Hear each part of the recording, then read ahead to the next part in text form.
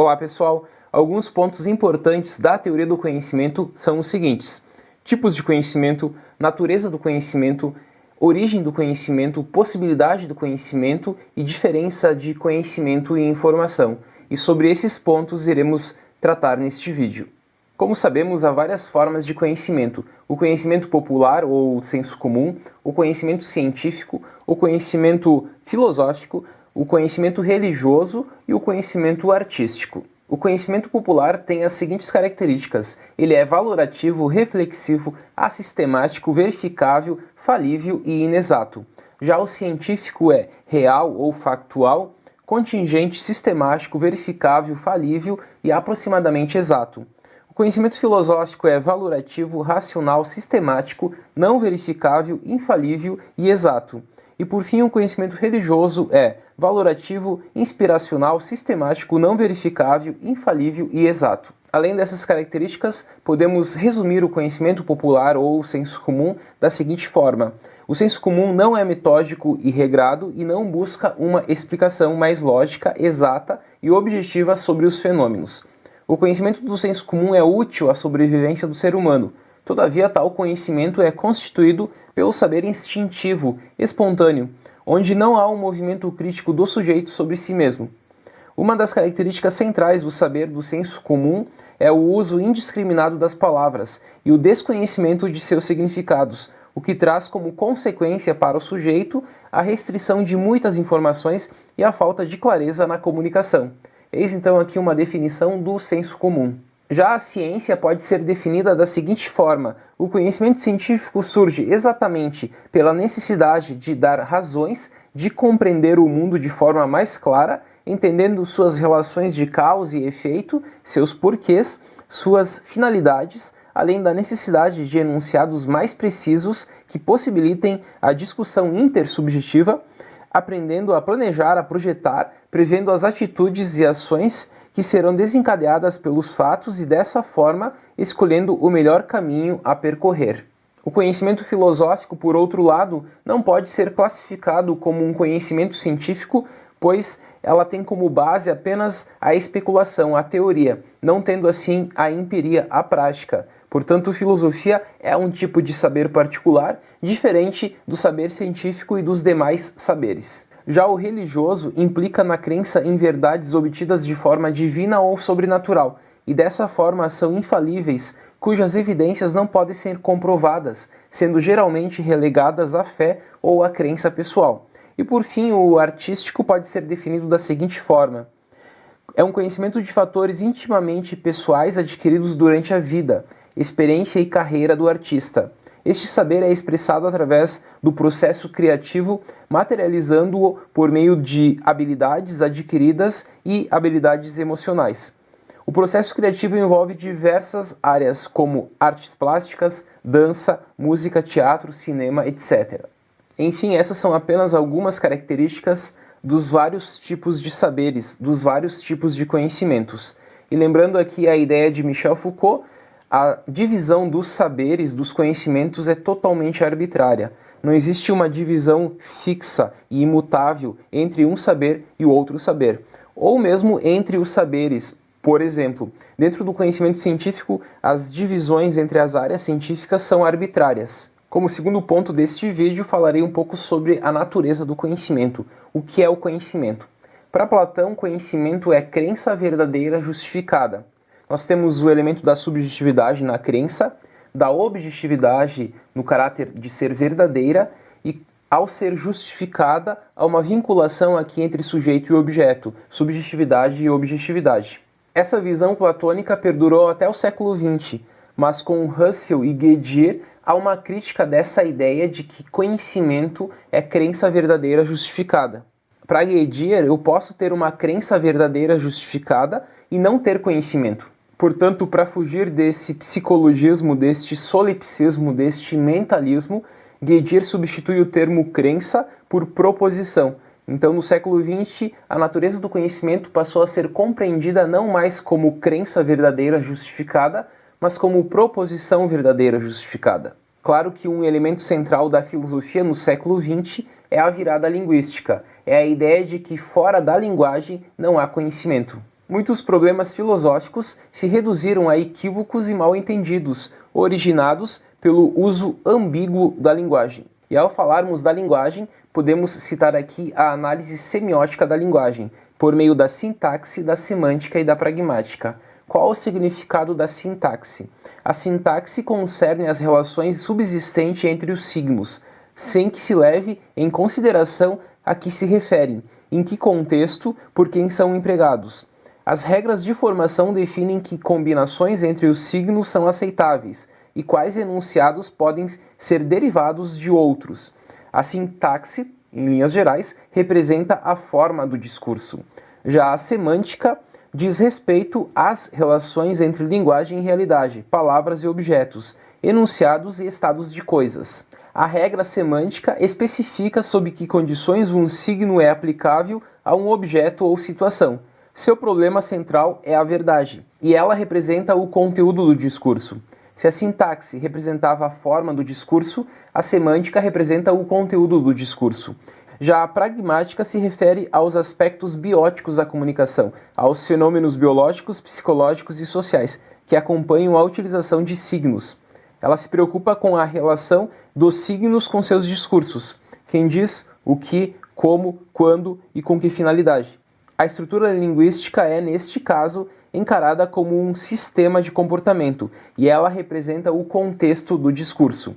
Lembrando, a sintaxe é a forma do discurso, a semântica é o conteúdo do discurso e a pragmática é o contexto do discurso. Como terceiro ponto do vídeo, falaremos agora sobre a origem do conhecimento. Para tal, abordaremos 3 teorias modernas: o empirismo, o racionalismo e o idealismo. O empirismo diz que a fonte do conhecimento é a experiência. O racionalismo diz que a fonte do conhecimento é a razão. Já o idealismo transcendental kantiano diz que é tanto a experiência como a razão. Portanto, nós precisamos tanto do sujeito como do objeto no ato de conhecer. Já sobre a possibilidade do conhecimento, quarto ponto do vídeo, podemos falar a partir de 3 teorias: o ceticismo, o dogmatismo e o falibilismo. Por meio de 3 pontos: verdade, certeza e dúvida. O cético é aquele que aceita apenas a dúvida, ele não aceita a verdade e nem a certeza. O dogmático é aquele que nega a dúvida e fica com a verdade e a certeza. O falibilista faz uma síntese entre o cético e o dogmático. O falibilista é aquele que aceita a dúvida do cético e a verdade do dogmático, e ele não aceita a certeza. Finalizamos o vídeo falando da diferença entre informação e conhecimento, mas para tal precisamos falar também sobre dados e inteligência. Vamos pensar numa pirâmide. A base da pirâmide ela é formada por dados, por um banco de dados. Após, como segundo momento, nós temos as informações. Como terceiro momento, nós temos o conhecimento. E por fim, no ápice da pirâmide, nós encontramos a inteligência. O que são os dados? Os dados são a matéria-prima da informação. São as informações brutas, ou seja, as informações não tratadas. Eles são códigos que isoladamente não possuem nenhum significado, mas quando agrupados eles podem transmitir uma mensagem ou representar algo ou até mesmo um conhecimento. A informação ela pode ser definida da seguinte forma: são os dados tratados. Essa reunião de dados possui significado e compreensão sobre determinada situação. Se para os dados a palavra-chave é a acumulação, para a informação a palavra-chave é comunicação. Já quando tentamos conceituar o conhecimento, podemos fazê-lo da seguinte forma: a reunião de informações dá lugar ao conhecimento, que é a compreensão da realidade de determinada informação. O conhecimento pode constituir um saber, ideias e experiências em que apenas a informação não seria capaz.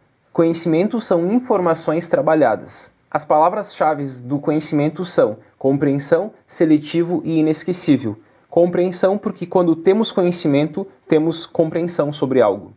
Ele é seletivo porque nós nos apropriamos de algo.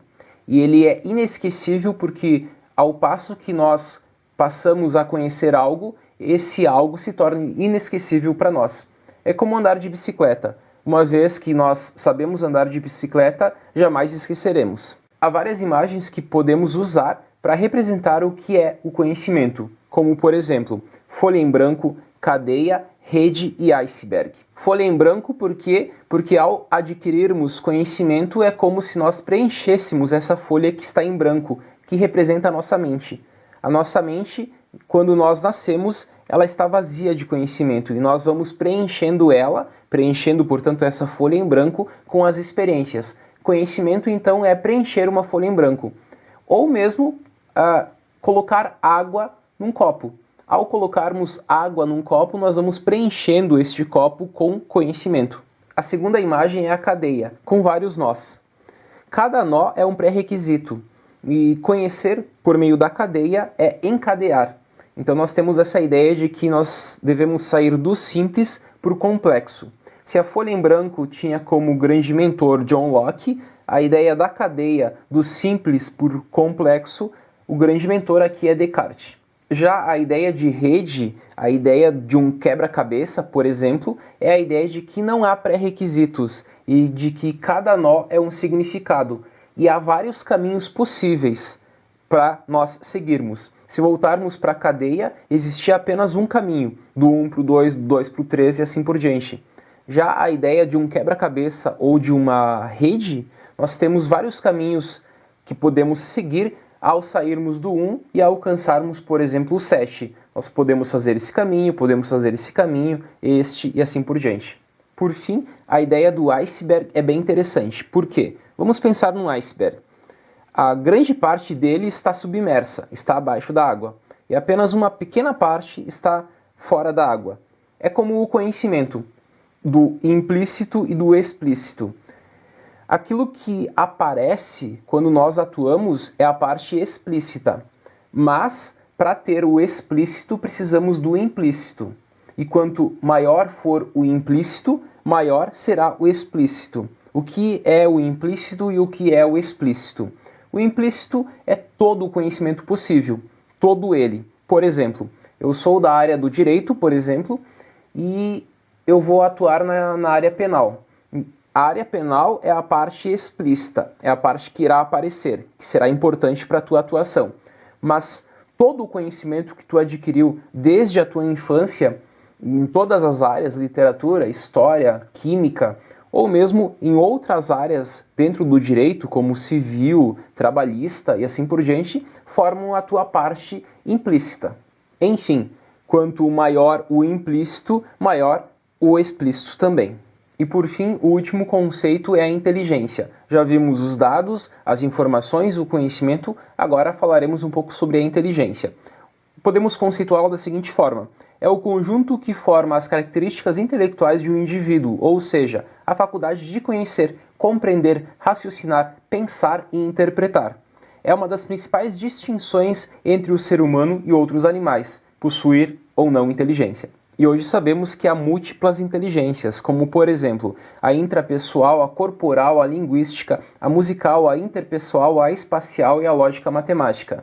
Então, quando falamos que alguém não é inteligente porque não domina a matemática, por exemplo, é uma leitura equivocada, pois este alguém pode ser inteligente em outra área. Sabemos também que talento sem esforço é potencial desperdiçado. Portanto, nós precisamos do esforço, precisamos da garra, da vontade, precisamos trabalhar. É claro que o talento é um acelerador, mas a perseverança é nuclear quando tratamos das múltiplas inteligências. Enfim, ao tratarmos dos tipos de conhecimento, da natureza do conhecimento, da origem do conhecimento, da possibilidade do conhecimento e da distinção de conhecimento e informação, estamos no mundo da teoria do conhecimento. Até mais!